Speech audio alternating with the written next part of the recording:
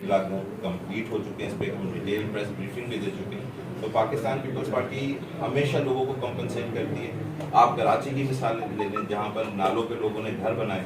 जब ये फैसला सुप्रीम कोर्ट से और इंतजामिया से हुआ कि नालों से अपना घरों को रिमूव करें, तो पाकिस्तान पीपल्स पार्टी ने वहाँ भी असूली फैसला किया कि 80-80 गज के लोगों को घर प्रोवाइड किए थे। पाकिस्तान पीपल्स पार्टी ने रोटी कपड़ा और मकान का नारा हमेशा लगाया है। पूरे सिंध के अंदर कच्ची आबादी के तहत लोगों को 99 साल लीज हो रही। ये जो 21 लाख घर बन रहे हैं, इनके भी मालकाना हकूक लोगों को प्रोवाइड किए जाएंगे। और ये वाहिद पूरे पाकिस्तान का एक ऐसा प्रोजेक्ट है जिसमें ना कोई ठेकेदार इन्वॉल्व है, ना गवर्नमेंट ऑफिस डायरेक्टली इन्वॉल्व तो हैं, लेकिन किसी भी शख्स को सरकारी दफ्तर नहीं जाना। पोर्टेबल्स बने हुए आपके अपना इंटरनेट के ऊपर आप NIC डालें, उस पर आपका स्टेटस आ जाएगा। हर शख्स को 3 लाख रुपए घर बनाने के खुद प्रोवाइड हो रहे हैं। और इसका मैकेनिज्म इतना अच्छा बनाया गया है कि इससे 10 लाख से ज़्यादा एम्प्लॉयमेंट क्रिएट हो रही है, क्योंकि ये लोग जब अपना घर खुद बना रहे हैं तो उनकी स्किल्स डेवलप हो रही हैं। इसकी मॉनिटरिंग, सुपरविजन हुकूमत सिंध और NGO ज़रूर कर रही है, लेकिन ये घर लोग खुद बना रहे हैं। सर अदालती जो है, अगर पीपल्स पार्टी उनका साथ नहीं दे रही तो क्या यूथ लीग और पीपल्स पार्टी में कोई दरारें आ जाएंगी? देखें, ये फैसला आप चेयरमैन बिलावल भुट्टो साहब करेंगे। पाकिस्तान पीपल्स पार्टी की इंटरनल सेंट्रल एग्जीक्यूटिव कमेटी की मीटिंग के बाद करेंगे कि उनका इस पर क्या स्टैंड होता है। लेकिन आज की तारीख में पाकिस्तान पीपल्स पार्टी का सिर्फ एक ही स्टैंड है, वो है जमहूरियत, जमहूरियत और जमहूरियत। कि जमहूरियत के लिए किसी भी हद तक जाना पड़े, पाकिस्तान पीपल्स पार्टी जाएगी। किसी जमहूरी पार्टी को बैन करने के हक में नहीं है। दहशतगर्दों की, दहशतगर्द तंजीमों की मुखालफत करती है, ना कभी हिमायत की, ना आगे। शेख साहब एक बताएं कि पीपल्स पार्टी ये हर उसमें दावा तो करती है कि आवाम के लिए बहुत काम करती है, मगर ये कि सक्खर स्ट्रक्चर जो मुकम्मल तौर पे तबाह है स्टेम की, आपके दावा तो बहुत ही है, बजट है, मगर वो कहाँ बजट जाती है? देखिए, इसके ऊपर मल्टीपल हमारी प्रेस ब्रीफिंग्स हो चुकी हैं। वाटर सप्लाई और ड्रेनेज के ऊपर, वाटर सप्लाई पे हमने आपको बताया नसासिक थी, वो कंपनी बंद हो गई। उसके बाद कोविड, बरसातें, प्रोजेक्ट स्टार्ट नहीं हो पाता। पब्लिक प्राइवेट पार्टनरशिप में 24 बिलियन रुपीस का सेक्टर के अंदर प्रोजेक्ट ना सिर्फ अप्रूव हुआ है, उसके कंसल्टेंट्स आए हुए हैं, वो डिज़ाइन फेज उसका कंप्लीट हो चुका है। इंशाल्लाह विद इन नेक्स्ट 2 मंथ्स हम बिडिंग में जाएंगे। और क्योंकि पब्लिक प्राइवेट पार्टनरशिप के प्रोजेक्ट्स जल्दी होते हैं, हमारा टारगेट है कि 26 माह के अंदर हम लोगों को साफ पानी मिलाएं।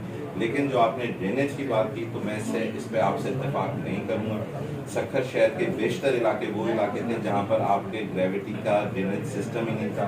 पुराना सक्खर से लेके गडानी फाटक, न्यू पिंस, तमाम एरियाज के अंदर जो है वो ड्रेनेज का ना सिर्फ ग्रेविटी सिस्टम इंस्टॉल किया गया, बल्कि इसके साथ साथ पंपिंग स्टेशन भी इस्टेब्लिश किए गए। जो आप इश्यूज देखते हैं, मेजर इशू इस वक्त जो अगर आप लोग देखेंगे, अल्लाह ना करे बरसात हो ज़्यादा, लेकिन आप देखेंगे तो ये नेचुरल पॉन्ड्स हैं। नेचुरल पॉन्ड्स पे जो लोग ज़ेरे क़याम आ गए हैं, ये वहाँ की फुटेजेस और वीडियोस होती हैं। और अगर हम बात करें पुराने सक्खर की, तो मैं आज ये आपको बताता चलूँ कि अल्हम्दुलिल्लाह ये 70 साल पुराना इशू का ना सिर्फ हमने रिजॉल्व किया, बरसातों का इशू भी अल्लाह का शुक्र है हमारा कंप्लीट हो गया। बल्कि मैं आप सबसे गुजारिश करूंगा कि आप लोग जाएं, विजिट करें। आप लोग ये भी पूछेंगे कि अभी जो 10 दिन पहले या 15 दिन पहले बरसात हुई, उसमें पानी क्यों फिर भी रुका 7-8 घंटे से ज़्यादा, तो उस वक्त वो सारे काम अंडर कंप्लीशन थे। और अगर मैं बात करूं सिर्फ जेल गार्डन की, तो आप जाएं देखें, 400 kVA का नया जनरेटर इंस्टॉल हो चुका है, 200 kVA का नया जनरेटर इंस्टॉल हो चुका है, 400 kVA के ट्रांसफार्मर, 200 kVA के ट्रांसफार्मर, 200 हॉर्स पावर की इमरजेंट मोटर बरसातों के लिए स्पेसिफिकली डिज़ाइन करके उसकी उस वक्त एग्जीक्यूशन कंप्लीट नहीं हुई थी, लेकिन अब अल्हम्दुलिल्लाह कंप्लीट हो चुकी है। शालीमार पे भी जाएंगे आप, तो आपको नए जनरेटर्स नज़र आएंगे। आपका पूरा का पूरा निज़ाम, पूरी की पूरी तमाम मोटर्स, ना सिर्फ जेल गार्डन्स की इमरजेंसी मोटर, आप देखेंगे कि 4 की 4 मोटर्स नहीं लगाई गई हैं। इसके साथ साथ शालीमार के ऊपर, बसपुर के ऊपर आप जाएं, आप बखर के ऊपर जाएं, आप देखेंगे कि इन तमाम डिस्पोजल स्टेशंस के ऊपर नए जनरेटर इंस्टॉल किए गए, नए पंपिंग मशीनरी, नई इमरजेंट लाइन्स। और हमने इस वक्त आज की तारीख में, ये माजी में कभी नहीं हुआ, 57 लोकेशंस के ऊपर एडवांस के अंदर डी वाटरिंग सेट्स रख दी हैं। और 2 हमने बड़ी डी वाटरिंग पंप्स जो हैं, गाड़ियाँ, वाटर ट्रक्स जो हैं, वो हमने सक्खर म्यूनसिपल कॉर्पोरेशन ने सक्खर शहर के लिए मंगाई है। और तमाम तर डिस्पोजल स्टेशन पे आप जाएं, जिसके अंदर आपका फ्लोइड डिस्पोजल है, आपका आबाद का डिस्पोजल है, आपका सिटी बाईपास का नया डिस्पोजल है, आपके न्यू बिन के अहमदनगर डिस्पोजल स्टेशन है, शहबाज डिस्पोजल स्टेशन है, कोसा डिस्पोजल स्टेशन है, कुरैशी डिस्पोजल स्टेशन है।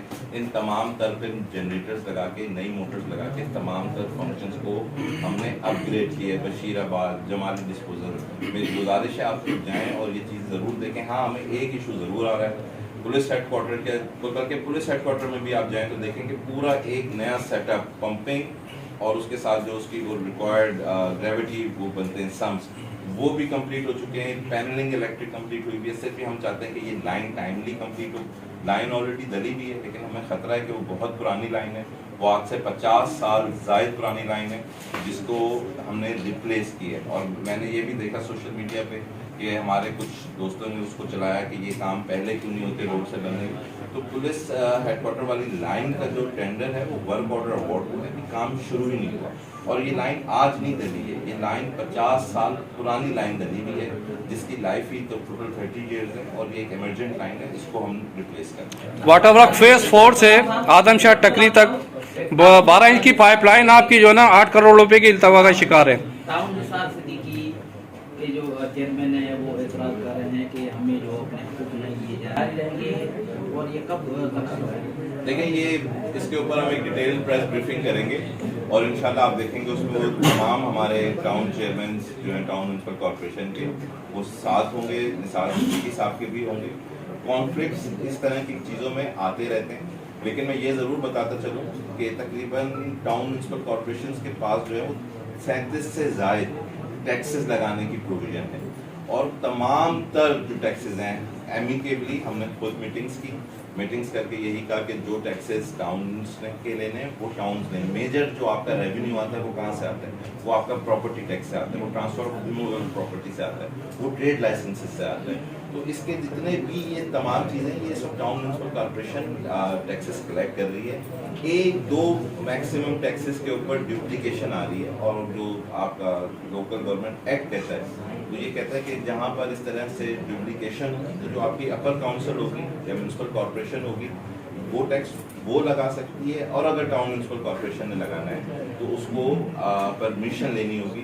लेकिन इसके अंदर हमने बड़ा एक अच्छा मैकेनिज्म प्रपोज किया और हमें उम्मीद है कि उस पर जल्दी इम्प्लीमेंट होगा कि एक ऑल्टरनेट डिस्प्यूट रेजोल्यूशन जिसको आप कहते हैं कि तमाम तीनों टाउन्स के एक वकील हों, हमारे जो सेक्टर के एडवोकेट जनरल हैं, अटॉर्नी जनरल हैं, वो भी उसके मेंबर्स हों, सिर्फ एक सेक्टर म्यूनसिपल कॉर्पोरेशन का लॉयर हो और वो इन तमाम चीज़ों को बेहतर तरीके से, क्योंकि मल्टीपल लोग मल्टीपल बातें मल्टीपल चीज़ें उसकी वजह से इस तरह के इशू सामने आ रहे हैं। तो हम ऑल्टरनेट डिस्प्यूट रेजोल्यूशन में जाएंगे, बल्कि जो हमारे घर के जो आज खुर्शीद शाह साहब से भी मेरी एयरपोर्ट पे मुलाकात हुई, कल नासिर शाह साहब से भी मेरे बड़े भाई भी हैं मैंने, तो हमने ये डिसाइड किया कि हम सब आपस में बैठेंगे और कोई भी वो चीज़ जो कानून के हिसाब से टाउन म्यूनसिपल कॉर्पोरेशन के पास जानी है, ये मेरा आपसे वादा है और ऑफिशियली कि वो टाउन म्यूनसिपल कॉर्पोरेशन के पास जाएगी।